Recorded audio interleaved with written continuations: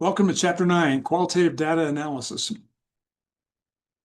Mary Klupp had a profitable research career for Ford Credit, and she began with a mathematics major and shifted her emphasis from quantitative research to qualitative. She really appreciated what richness qualitative research could provide and tend to favor that in the projects that she fielded throughout her career. Qualitative is trying to get deeper with consumers, understanding the underlying reasons and motivations for their behaviors. The data collection would be unstructured. The real value, you can ask anything or any question or focus of interest could come into consideration by the researcher, and you're developing a richer understanding for the phenomena of interest. We've, in previous chapters, looked at qualitative research procedures here and projective techniques like the ZMET procedure and laddering. Here, we're going to focus on the direct procedures and really take particularly focus on focus groups. Focus groups, 8 to 12 participants, but really is just probably 3 or more.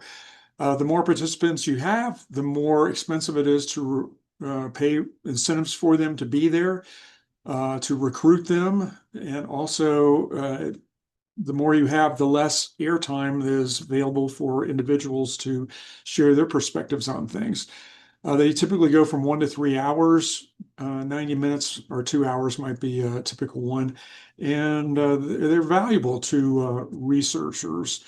You can gauge a group dynamic when more than 2 people get together. There's always a group identity formed, and so that is formed by who's listening, where this conversation is going, what value do the others in the group think they're getting out of the group.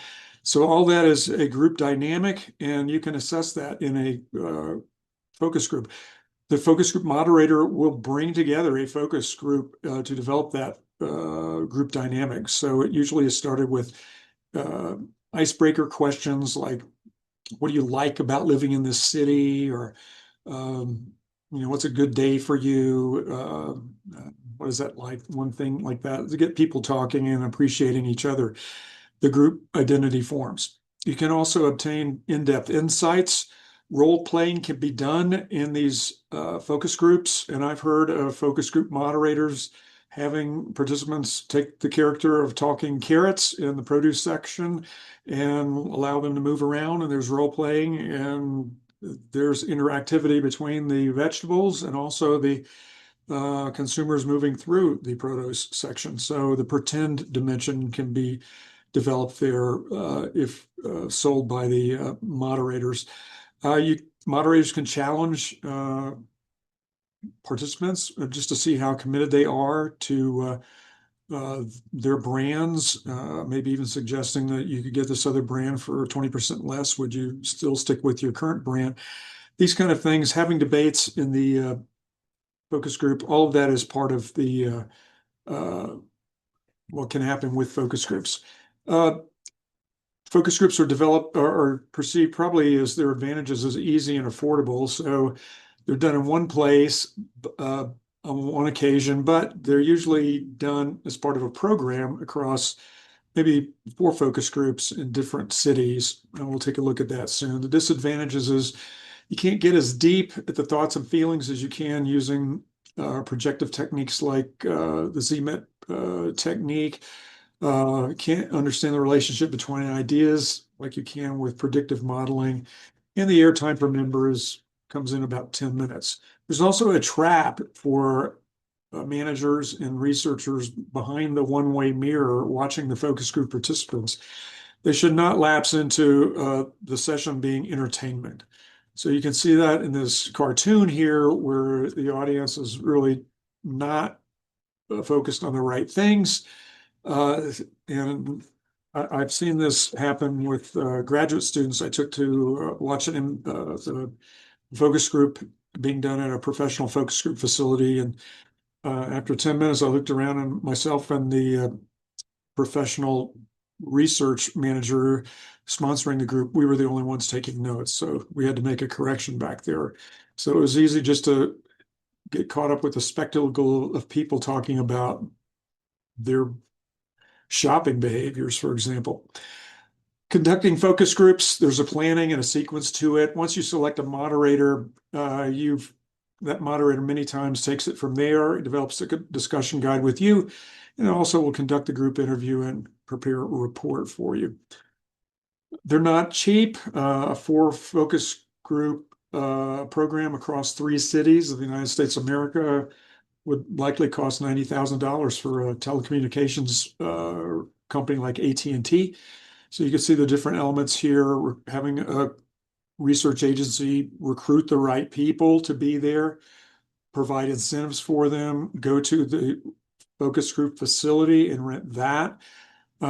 Moderator fees, travel across 3 cities, project management, and then analysis and reporting all comes in for tens of thousands of dollars. Tons of data is generated. Also, it's just not the moderator who's involved. It's an ensemble of players as participants. There's the people at the focus group facility, people doing the recording equipment, checking in the focus group participants, getting their consent form signed, developing the stimulus materials. It might be a taste test. You want people to actually taste samples of product. Note taker during the session, then analysis and reporting, usually done by the moderator. So it's an ensemble and a team that gets this done.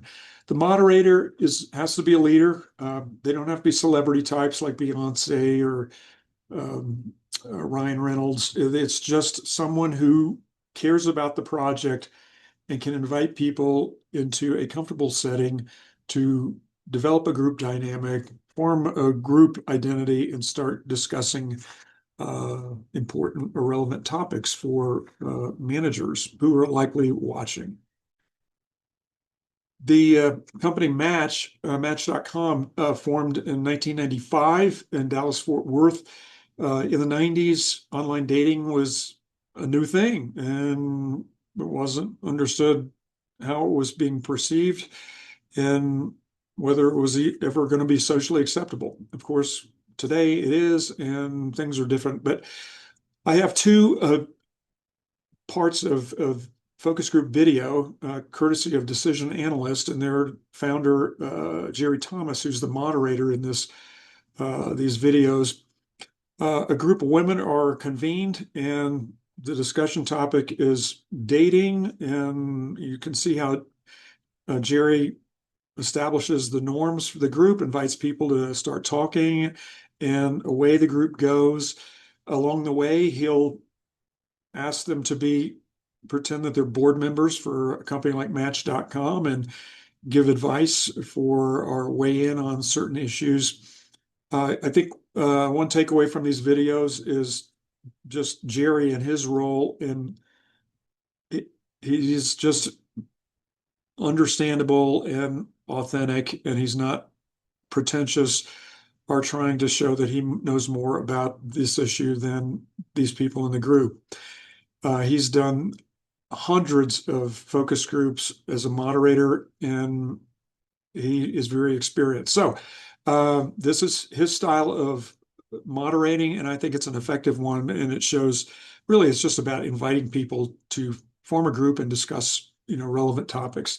So I invite you to stop this video and go to these websites. You can go to the Wild Courses and modules and find these focus group video links there. Go there and watch these videos and see how things change, how that conversation changes, what the pivot points are, and how they move off to, and where the value seems to come from during this time. You'll also see that fashions change over 30 years and hairstyles, but that should encourage you that as a researcher, you need to keep up on fashion, styles, trends, and opinions about brands.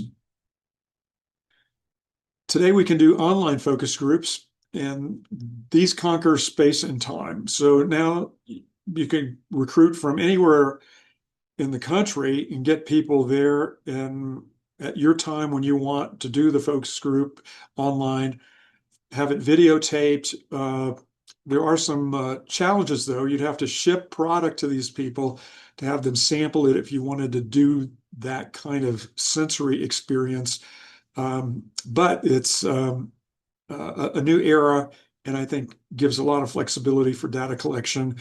We're hearing now that focus groups can be done, or interviews can be done online now with artificial intelligence as a moderator. We'll see how those play out. I think maybe for IDI interviews, those are happening right now. With regards to orchestrating an entire conversation, we'll see how that develops. I don't doubt that the AI will rise to the occasion in the future. For analyzing qualitative data, it's an iterative process. So you start with your data collection here, and then come down to data reduction. So you'd be doing coding, theme extraction, maybe finding a meta theme or two to organize the entire project and what it means for your management team that's sponsoring this. Come up with a conclusion, data display, how to share this with management so it's can be done in a digestible way. It might even go back to the field too and do some more data collection.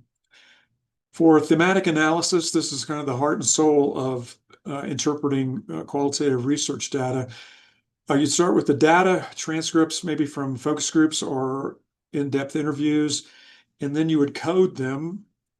And then you'd find across the codes how these codes might form themes. And then that's how the coding process goes. I encourage you to click on this, stop the video, click on this link. There's a 9-minute video by a very experienced qualitative researcher who will explain how a software tool called Quarkos can be used to facilitate and boost the thematic analysis done by qualitative researchers, the interpretive side of this. So it's valuable to see this so you can understand what's involved with making sense out of a lot of unstructured data that would be coming from qualitative research. So the data reduction process, which is this, theme extraction, it comes down to coding and then putting similar codes together to form themes, and then software can be used to facilitate this. So you're gathering and putting things into piles, essentially. And this constant comparison is going on all the time. So you're comparing your new data to where it should go with regards to codes you already have, or maybe that's forming a new theme based. Maybe you're dissolving one code and moving it into another better defined code and getting well-developed themes coming out of your research. Selective coding would be happening toward the end of this process, where you're now identifying constructs, meta themes that might organize the phenomena or your interpretive abilities here.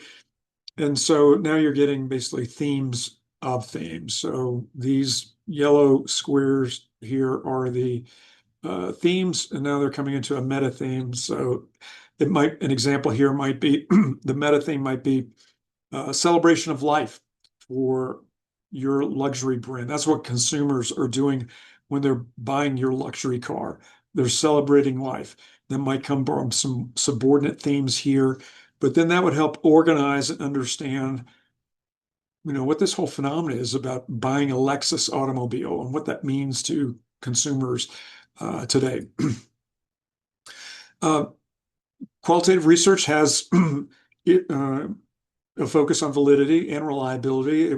Trustworthiness, I think, would be the term used for reliability, and also credibility for validity. So in some sense, it might be regarded as being softer terms, but it's still there, that needs to be an assessment of how valid and how reliable are these insights that are being obtained from qualitative research data.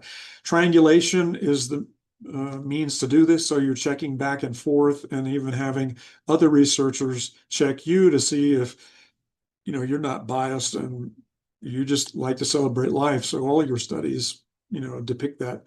So keeping honest interpretations here. And so that's part of the process too. In writing up qualitative research, you're using verbatim quotes from informants, and that comes here in your findings. And so that just crystallizes a lot of your insights. So those quotes that your consumers are giving to you in these interviews or focus groups, it's very powerful in a way to anchor your writing and substantiate your assertions about themes in the data set there. And then finally, conclusions and recommendations. The pointing to maybe future studies that can be done now quantitatively. That would be in order here for qualitative research.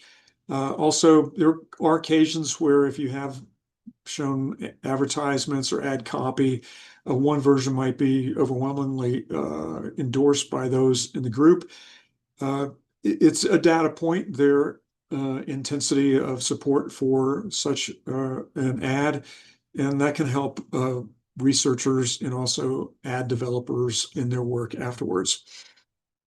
Thank you for your attention today, and we look forward to the next chapter here in our course. Be with us.